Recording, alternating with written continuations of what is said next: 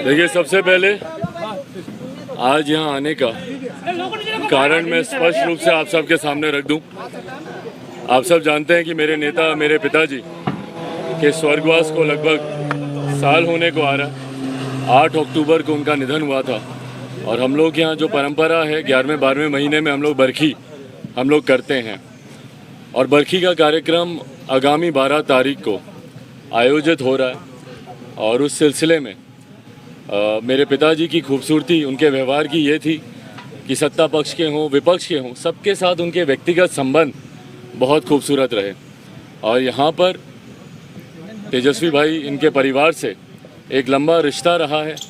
आदरणीय लालू जी से मेरे नेता, मेरे पिताजी के संबंध बहुत ही खूबसूरत, एक साथी के तौर पर, एक सहयोगी के तौर पर, समकक्ष काम करने वाले सहयोगी के तौर पर एक लंबे समय से पारिवारिक संबंध रहे हैं। इस नाते मुझे लगता है मेरे नेता अगर आज जीवित होते तो कोई भी ऐसा आयोजन होता तो ज़रूर चाहते कि आदरणीय लालू जी, उनके परिवार के लोग उसमें ज़रूर सम्मिलित हों।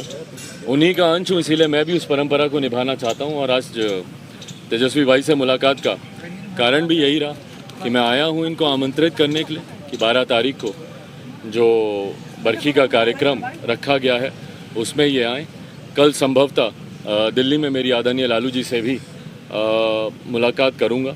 और जैसा मैंने कहा कि इसका एकमात्र लक्ष्य यही है कि जितने भी लोग जिन्होंने मेरे नेता के साथ कार्य किया है वो सब इस कार्यक्रम में श्रद्धांजलि उनको देने ज़रूर आए। क्या नीतीश कुमार से भी आपकी मुलाकात होने वाली है? क्या उनको भी आप इन्विटेशन देंगे? भाई, मैंने समय तो लिखवाया हुआ है पर मुख्यमंत्री जी से मिलना इतना सहज हो नहीं पाता है। समस्या मेरे साथ यही आती है, मुझे तो खास तौर पर जल्दी वो समय देते नहीं है मुलाकात करने का, पर लिखवाया मैंने ज़रूर है। उम्मीद करता हूँ कि कार्यक्रम से पहले ज़रूर वो मुझे समय देंगे मुलाकात करने का। भाई एक सेकंड, भाई आप भी बोल लीजिए पहले। सबसे पहले सदानंद सिंह जी का आज हम लोगों के बीच नहीं रहे, इसलिए हम अपने पार्टी की तरफ से, अपने पिता की तरफ से संवेदना उनके परिजनों के प्रति प्रकट करते हैं।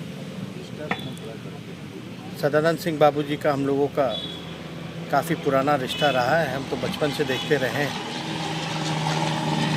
हम लोगों की जब सरकार की तब भी स्पीकर वो रहे और अभी साथ में काम करने का भी मौका मिला, तो उनके अब हमारे बीच नहीं रहने से कांग्रेस पार्टी को तो क्षति हुई है और हम लोगों को भी निजी रूप से इस खबर सुन करके मर्माहत है। और जैसा आप जान रहे हैं कि हम सब लोगों के अभिभावक, हम लोगों के नेता रहे हैं रामविलास पासवान जी, और उनकी पहली बरखी है, तो इस अवसर पर चिराग पासवान जी मिलने हम लोगों से आए हैं। और एक पुराना रिश्ता रहा है जिसका जिक्र इन्होंने किया ही है, तो हम लोग तो घर के लोग हैं और आज उनको कितना भी याद किया जाए पासवान जी को, क्योंकि हम जब पहली राजनीति में हम लोग आए थे, 2010 का चुनाव था, तो साथ में ही हम लोगों ने काफ़ी जो है कैंपेन उनसे सीखने का काफ़ी हम लोगों को मौका मिला। तो जाहिर सी बात है कि बरखी जो है मनाई जाएगी। इस अवसर पर जो है न्योता हम लोगों को देने आए हैं चिराग जी, और जैसे इन्होंने बताया कि राष्ट्रीय अध्यक्ष जी लालू जी से भी इनकी मुलाकात होगी। अब लालू जी के सेहत में भी सुधार हो रहा है और सेहत ठीक रहा तो वो भी बरखी में जो है सम्मिलित होंगे, क्योंकि उस दौरान शामिल नहीं हो पाए क्योंकि आप लोग सब लोग जान रहे थे लालू जी जेल में भी थे, तबीयत भी ठीक नहीं थी, लेकिन काफ़ी खबर सुन करके उस समय से ही मर्माहत रहे, पुराने साथी रहे लोग काम किए हुए। तो आज इस अवसर पर हम लोग जो हैं मिले हैं। और बाकी आप लोग का जो सवाल है तो वो तो रहता ही है, लेकिन ऐसे अवसर पर अगर कोई समय मांगता है तो समय मिलना चाहिए, कोई इसमें हानि वाली बात नहीं है।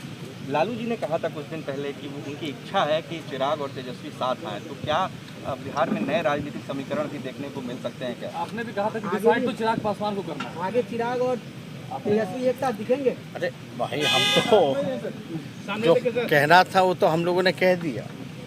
अब जब लालू जी ने जो बात कह दी उसके बाद तो हम कोई बात कह ही नहीं सकते और जाहिर से बात है। माने आगे अरे एक प्लेटफॉर्म पर दिखेंगे दोनों।